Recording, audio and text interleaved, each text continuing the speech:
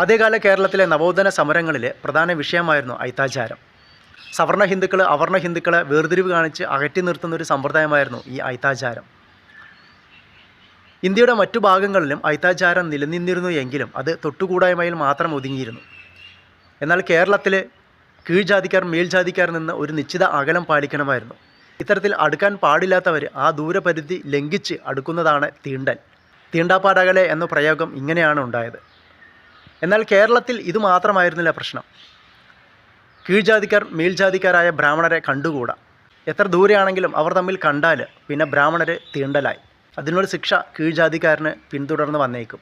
കേരളത്തിൻ്റെ ഈ ഒരു അവസ്ഥ കണ്ടിട്ടാണ് ശ്രീ സ്വാമി വിവേകാനന്ദൻ കേരളം ഒരു ഭ്രാന്താലയമാണെന്ന് പറഞ്ഞത്. ചട്ടമ്പി സ്വാമികളെ പോലെ തന്നെ അന്നത്തെ സാമൂഹിക പരിഷ്കർത്താക്കളായിരുന്നു ശ്രീനാരായണ ഗുരുവും അയ്യങ്കാളിയും മന്നത്ത് പത്മനാഭനും വാഗ്ബടാനന്ദനുമൊക്കെ. 1923 നടന്ന കാകനാഥ കോൺഗ്രസ്സിൽ അയിത്തോച്ചാടനം കോൺഗ്രസിൻ്റെ ഒരു പരിപാടിയായിട്ട് അംഗീകരിച്ചു.